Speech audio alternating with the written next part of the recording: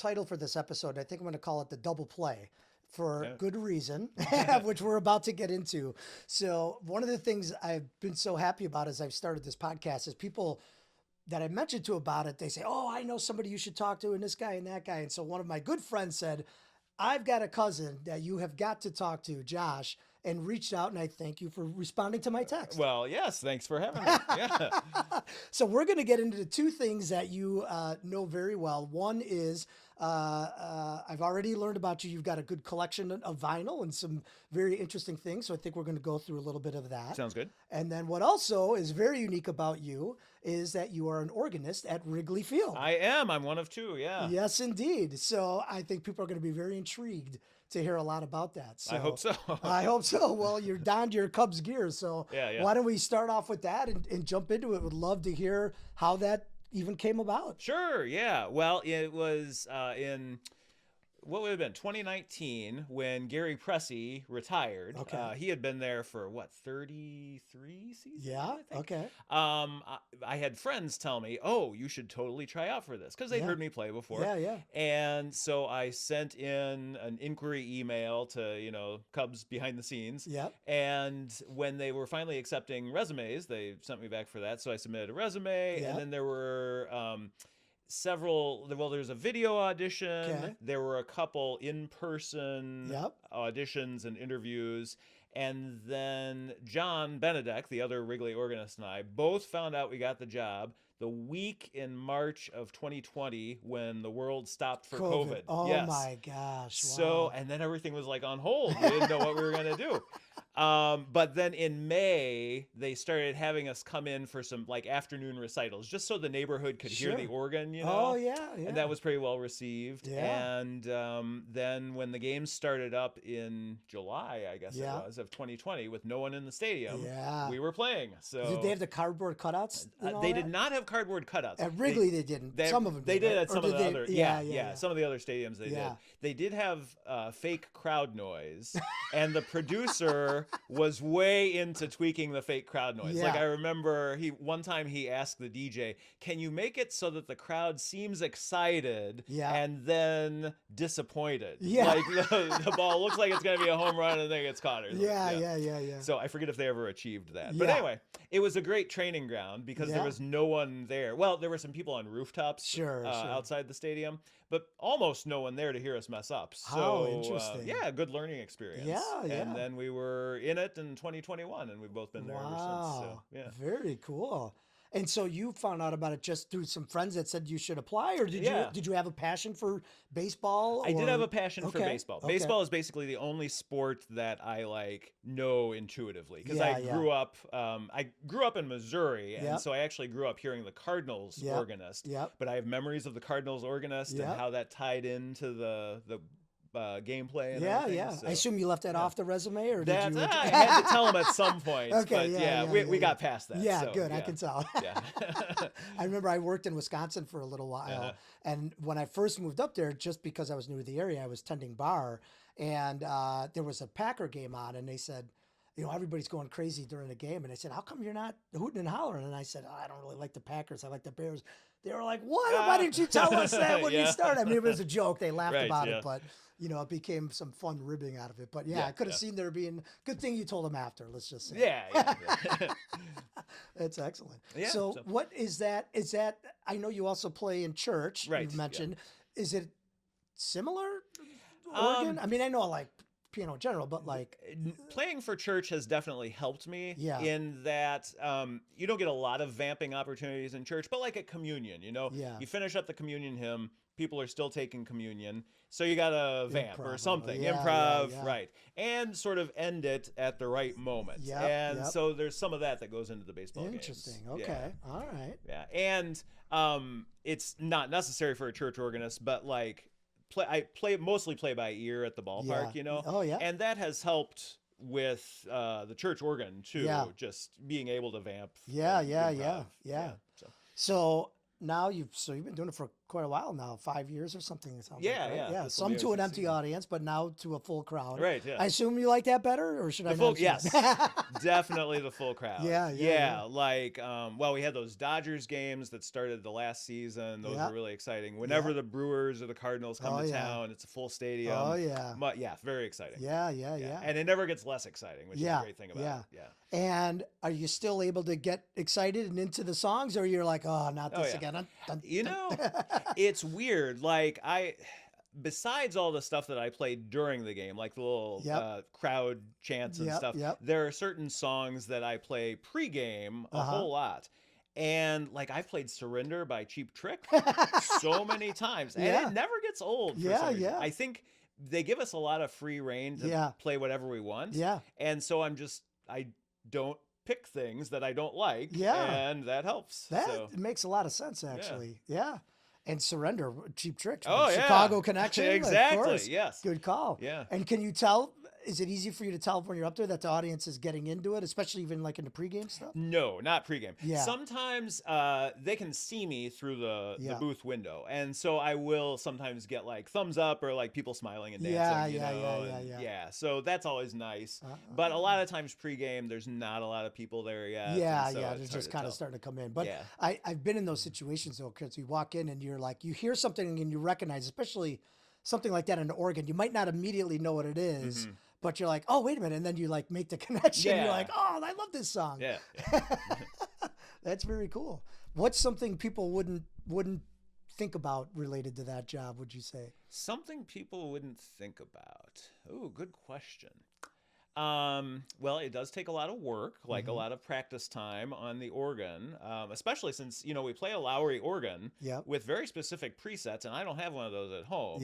So I've got to go in on off days, which I really enjoy. Like, in fact, there's probably no professional activity I enjoy more than just going in and playing on that organ and figuring out what I can do. So practice time is something maybe people wouldn't think of necessarily. I don't know. I definitely wouldn't have thought of that. And really fascinating too. We're on the headsets with the whole behind the scenes production team. Okay. So we can hear like all the directorial calls for the video board. We can hear like the stats as, they'll sometimes throw out a stat like this is the first time since 1982 that such and such a thing happened. We can hear them trying to come up with those things in real time. Interesting. Just seeing the division of labor there and how quickly they can work to put something together. Like when Willie Mays died this past season, they were able in the course of 2 innings, I think, to put together a nice tribute to him on the video board with the Treniers, Hey, Hey, Willie Mays song. So that was just astounding to me. I had nothing to do with that, but it was great to be able to witness it. And then are you having to do anything to coordinate with all that production that's going on, or is it kind of you're doing your own thing and you're just hearing it? I talk very little because I sort of have to be like focused in on the game in case something happens. But I'm on the headset, so I can add my piece if I need to. And you're doing walk-up songs and all of that stuff as well? So the DJ plays for the Cubs walk-up songs. Got it. But we can play walk-up songs for the visiting team. So usually it's something based on their name to make fun of them. Yes. See, now that's a tidbit I did not pay close enough attention to. So that is good to know. Okay. So for instance, like Francisco Lindor comes up and I've played like the Cisco Kid by War or Are You Going to if you're going to San Francisco. Okay. Very good. Well, you brought up War, so you opened the Pandora box. Up War. Yes, I don't know if that was intentional, but it's a good transition. It came to mind. It did come to mind. I appreciate it when people coming on the show give me what I call a little homework assignment to make sure that I'm up on some of the music's coming out. And I love looking at the history and stuff. That's part of why I'm into this so much. So War was one of the albums you told me to check out, and I was happy to do it. And the artwork is amazing. Of course, the songs are amazing. And I think a lot of people, they know some of the other War songs, but this was good to take this journey. Like when Eric Burden was with them, they did Spill the Wine. That was a big hit. But this was after Burden had left the band, 73. And so this is the album, The World is a Ghetto, that the song The Cisco Kid is on. And oddly enough, maybe it shouldn't be odd, but I was delighted to learn that this was the biggest selling album of 1973. Yeah, I Would you read believe that. that? Now, not in shocked. perpetuity, because Yeah, yeah, like yeah. Dark Side of the Moon came out Yeah, that year. yeah, Two yeah. Elton John albums came out that Yeah. year. So they've sold more since. Yeah. But this was number one for a long time. Yeah. And it sold a ton of copies. Yeah. And it's a great album. Yeah. 3 songs per side. They're long. Yeah. That's one thing I jams. noticed. Yeah.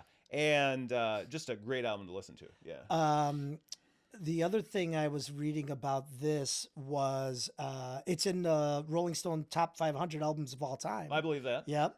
And the other thing that I paid a little bit more attention to, I should have known this, but as I was researching some of the bands that you sent me, there was like a combination of R&B, soul, funk, and it kind of dawned on me like I hadn't really thought about the differences between those. I don't know if you know like the definition or anything about the differences between them, but I mean, it sort of struck me. I You could probably sort of guess. I could sort of like piece together a definition. Yeah. Well, what I was reading is they said, I guess R&B kind of covers both, and that soul is more, gospel, more soulful, obviously, and funk is more about the, the rhythm and the groove and that sort of thing. So it's pretty logical, but I just realized I was seeing them kind of interchange, and I'm like, I guess I don't really know the difference between the different ones. Like, reggae and ska, I know the difference, but I hadn't paid close enough attention to that. Yeah, and there's probably there's kind of a geographical difference too, like where they came up. It's like soul is associated with the South a lot of time, like Muscle Shoals and Memphis. And so, they had like a particular circuit of clubs that they were working, you know. And certain record labels too. Yeah. Whereas funk, a lot of that was from like Detroit and Ohio. That's what I thought. Yeah. And more rhythmic based, more jams and more songs about the genre. Like there's all those funk songs, where like we're gonna funk you up. About the state of being funk, I guess. Whereas soul songs, you find a lot more love songs. That kind of thing. So, makes sense. Yeah. See, you did a good job without even having looked it up.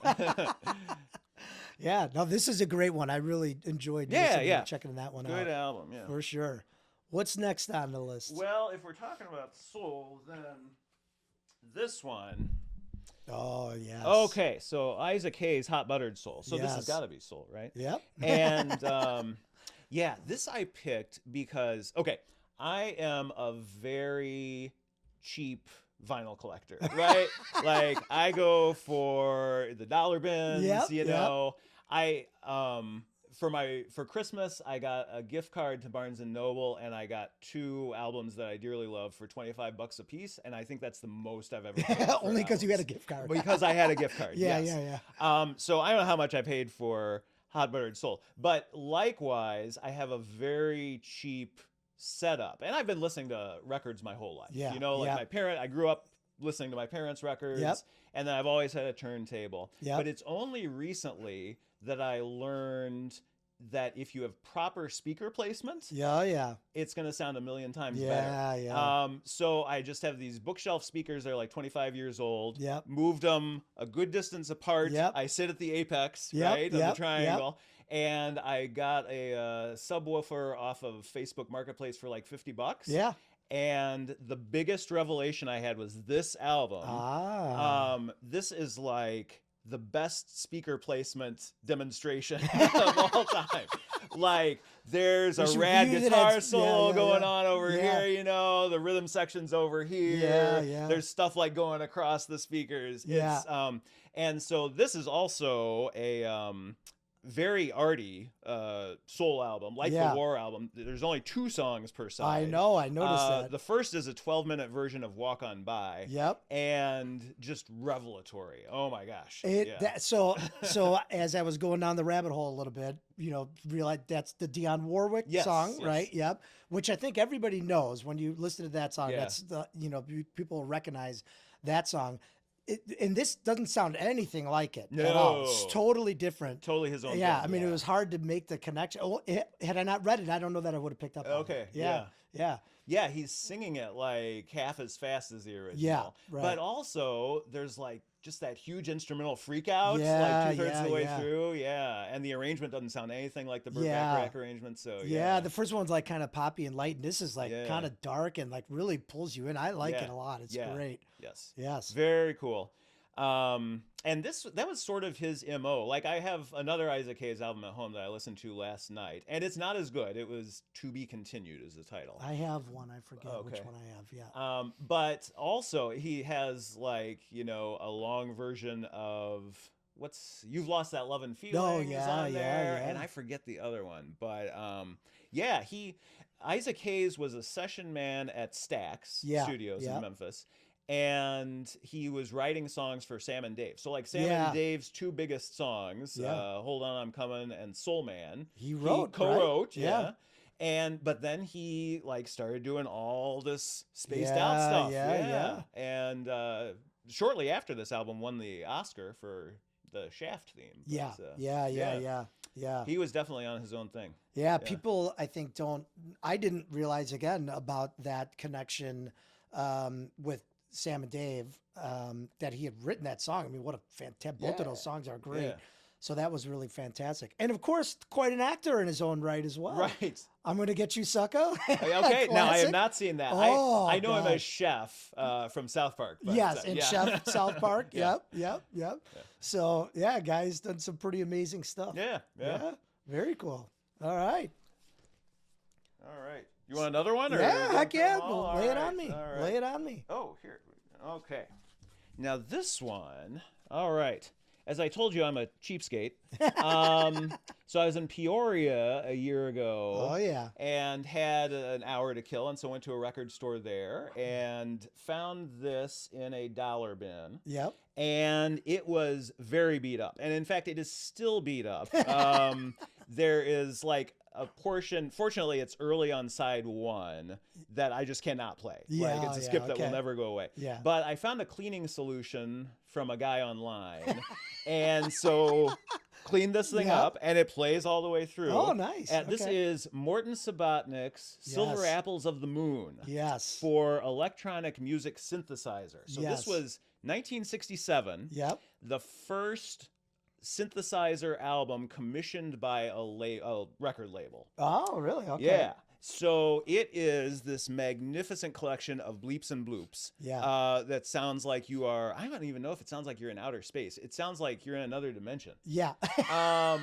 And side one is more like interesting bleeps and bloops. Yep. Side two, he gets into the sequencer, and so Yeah. you've got like proto dance music. Yeah. basically. Yeah. But like no dance music you've ever heard. It kind of reminds me. Are you familiar with Jalen out of Gary, Indiana? No. She was a former steel worker who's Okay. now is making like experimental dance music. Oh, okay. JLIN. I am. And okay. sort of reminds me of her. Interesting. Yeah. So anyway, dollar record, cleaned up and of great historical import. And I tell you what, none such label. Yeah. If you see that N in the cheap bins, Yeah. then check it out because they were putting out a lot of cool, like weird classical stuff back in the 60s and 70s. All right. So walk me through this process. Yeah. Because I did listen to this. How did you? So you walk into the record store, Uh-huh. you see this. Yes. What attracts you to it, and what ultimately inspires you to acquire this album? Well, I had heard of it. Okay. There's I forget if they're an electronic band or what exactly they play, but called the Silver Apples. Okay. And Oh. it's kind of there's a lore about it. I don't know where exactly I had heard of it, but I was aware of its Okay. existence, Yeah. And so then I was reading the back where it explains like, Yep. well, it shows what are these? It's got like diagrams of the notes used Okay. and the rhythm, like the rhythmic breakdown. So stuff like that, Yeah. really geeky stuff. Yeah. Yeah. Even if I don't understand it, that is going to draw me to a record. And I checked it out and like saw the huge scratch and was like, is it worth it? Yeah. But the rest of it, I thought, well, I could probably do something with this. Yeah, And if yeah. not, it's really cheap. Yeah. So I gave it a try. Yeah. And it works. And it's, yes. So yeah, I've really enjoyed this one. That is fun. I could see somebody who's into synthesizers and stuff like Yeah. really getting into it. Yeah. It's and also I was reading. This is kind of, tell me if I'm wrong about this or if you know, but it sounds like this was kind of like the first music of this kind, sort of, that was out there. Is It that was, yeah. somewhat in the early It stages? was It seemed close. like. And I am not super up on like synthesizer history. Yeah, yeah, So there was probably, well, I know there was electronic classical music yeah, that was made before this. yeah, yeah, But possibly not an entire album using one synthesizer. I think that's sort yeah, of the yeah. firstness of this is Yeah. like it was an analog synth used to make it, and it was commissioned by this record label. Yeah. And that like Yeah. is the first part of it. Yeah. And then I think I read also that what's his name again? It sounds like the guy Mort- from Mort- Sonic. Morton Sabatnik. Sabatnik, yeah. Robotnik or whatever. Oh yeah. Yeah. It sounds like also was doing a lot of stuff like art, infused in joint, thing, which would make sense when you listen to it. You could totally see it at like the Museum of Contemporary Art or something Right, along with yeah. some, some 8mm film or something It like could that. be like an installation. Yeah. Yeah, but yeah. Very cool. Well, thanks for exposing me to that one. All right. And then the fourth one is this Ornette Coleman album. Oh, yes. Okay, double album. Yep. In all languages from 1987. Yep. And so this one, he had come on the scene first in 1957 or 58. So this was, I think, intended as like a 30th anniversary Okay. retrospective. Yep. And the quartet that he played with back then plays on one of the records in this set. Yep. So it's an acoustic quartet. It's him and a trumpeter, Don Cherry, and bass and drums. Yep. And basically playing the same kind of stuff that they were playing in the 50s and 60s. Yeah. Only at much shorter lengths. Like if you Okay. listen to those early Atlantic albums, they'll go on for, 10 minutes or something. Yeah. These are shorter, which to me makes it more accessible. Yeah. And then the other record is like the thing that he was doing right then in 1987, an electric double quartet, I guess. So Okay. 2 drums, 2 bass, Oh, wow. 2 guitar, 2 saxes, I Yeah, think. yeah. Yeah. No, just him on sax. Oh, just him. Okay. And trumpet, but 2 drums, 2 bass, 2 guitar. And for a while, I did not like that record. Oh, yeah? Because, it sounds like no one's playing together, sort of. And, Okay. like, the rhythms are all off. And I don't know, there's something about it. Yeah. But after several times listening to it, now I love it. Yeah. And what I love about it is that even given this weird instrumentation, and it's all, the same from track to track, he manages to make every song sound different and like Yep. distinct, Yeah. which is one thing I really like about albums. Yeah. And so you got the electric album, each song sounding distinct, and then the acoustic album, which is kind of like a throwback Yeah. to this thing that sounded really avant-garde in Oh, the 50s yeah. and 60s, but now like sounds way more normal than the Yeah. weird thing he's doing right now. Yeah. Well, And- you go ahead. Yeah. And Ornette is such a great composer. Like a lot of the times I think his songs, the songs that he writes are just atonal, but they're really catchy. Like you could imagine yourself, humming them. Yeah. But then he'll go on these like totally free improvs. on Yeah, them. yeah. But they always come back to the head, Yep, and it's recognizable tunes in there as well. I so. was reading about him that, his style was different than what a lot of people were doing at the Mm-hmm. time, to the point where he was almost kind of like, I don't know if shunned is the right word, but they were like, he's not a legitimate jazz player because he wasn't doing what other people were doing. He got some of that, yeah. Yeah. And I think it was, oddly enough, less from the press. I think the press, for the most part, really liked him. I've read a couple bad reviews, but Yeah. for the most part, he was pretty well received. But his fellow jazz musicians, Yeah. who felt like, they had paid their dues, they were Yep. playing jazz the right way. I think Stan Getz was one that Yeah. didn't like him. Yeah. Thought he hadn't learned his instrument properly, Yeah. But he was just doing his own thing. So It's really interesting to see something like that where, you'd think somebody that's taking a risk and doing something a little different, that people would say, okay, this is cool, it's a variation. But it was interesting to read that, the reception that he got from people was different, especially from musicians, like you said. Yeah. But I tell you what, I really enjoyed listening to this. I'm so glad you good. turned me on to that. Oh, good, Like, good. Obviously, jazz and vinyl is like a marriage made in heaven. Yeah. And, but that was really fun to listen to. I enjoyed listening to that. That was great. Yeah, and it works well with the with the speaker setup too. Like, Yeah. because I think I may have this wrong, but I think like one rhythm section is in one speaker and the other rhythm Okay, section. yeah, So, it makes so you sense. can kind That of sounds right. differentiate them more. Yeah, yeah.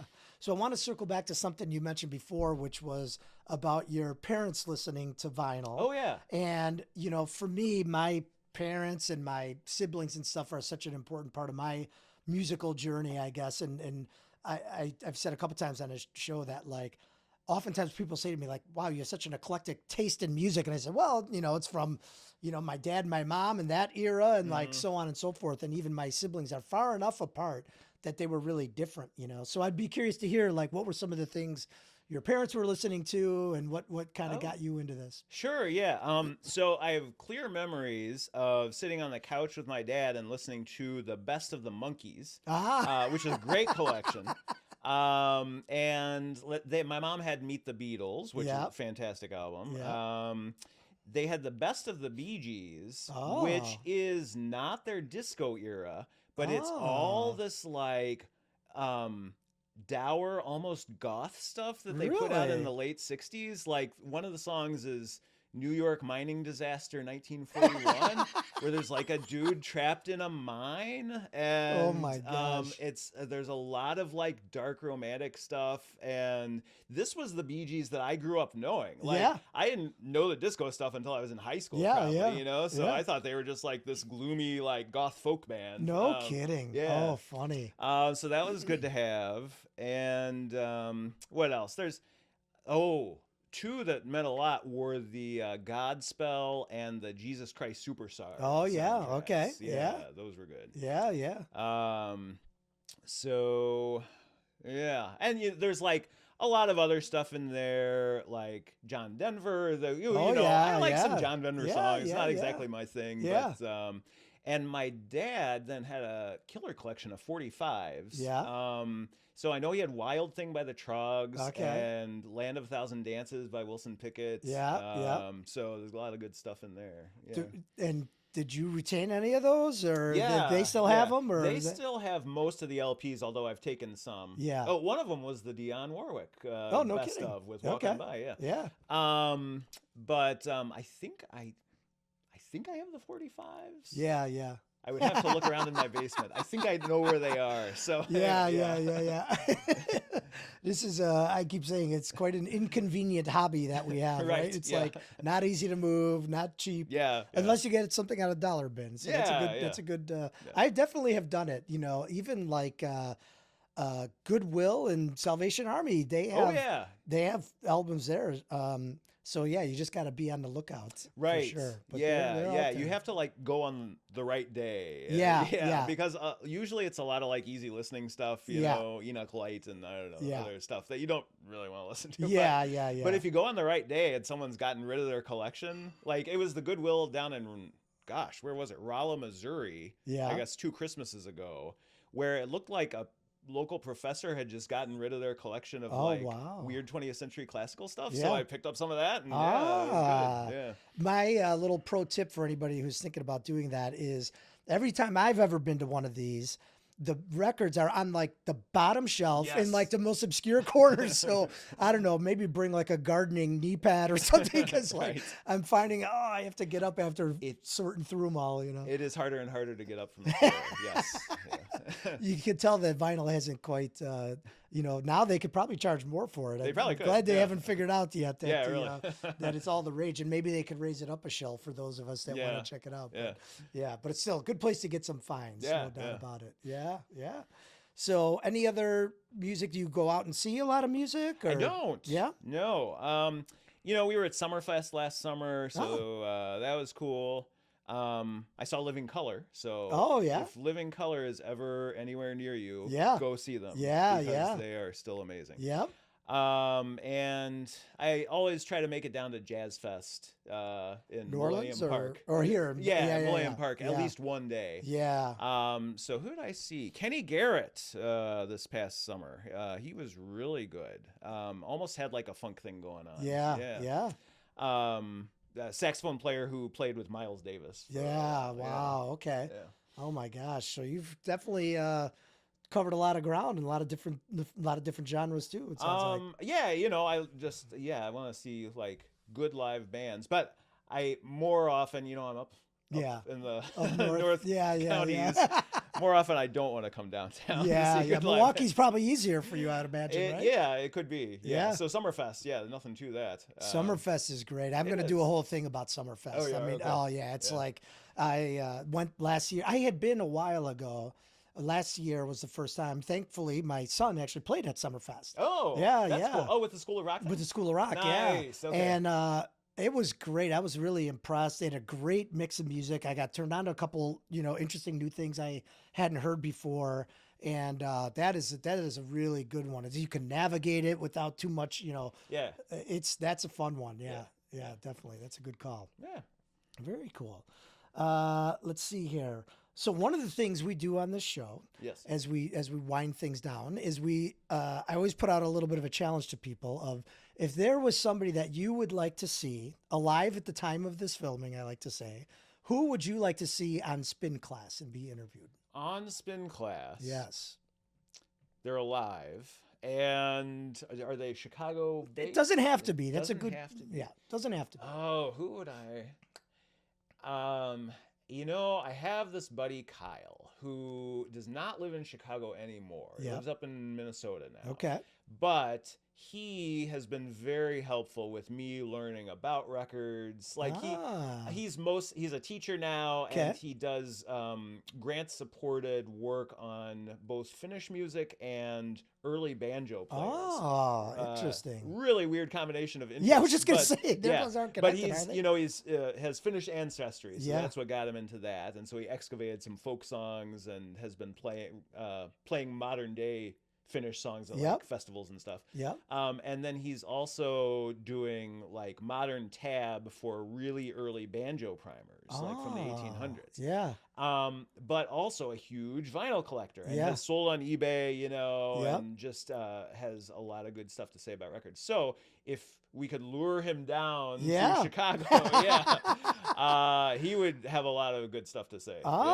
Very cool. I get such a wide range of people. This is great, from friends to, people that have been in the industry to someone that just wants to call out some celebrity. So Oh, okay. this is good. I like this. And that's great because there's a lot we could talk about with Norwegian music and Yeah. banjo. Yeah. Almost two different episodes, I would say. yeah, really, yeah. But if anyone could connect him, it sounds like Kyle's our guy. Yeah, huh? Yeah. Very cool. Excellent. All right. Well, thank you so much, Josh, for coming down. The doubleheader went very well. Oh, good. Thank you. Yep. All You right. got both a musical journey into some of the vinyl collection that you have, and Yeah. obviously this very unique and fascinating behind the scenes look at being the organist at Wrigley Field. How iconic. Well, thanks, Rob. I am very fortunate, and yeah, it's a good gig. So Great. yeah. Well, thank you so much for joining us on Spin Class, and hope you all learned a lot. We'll see you in the next episode. All right, thanks.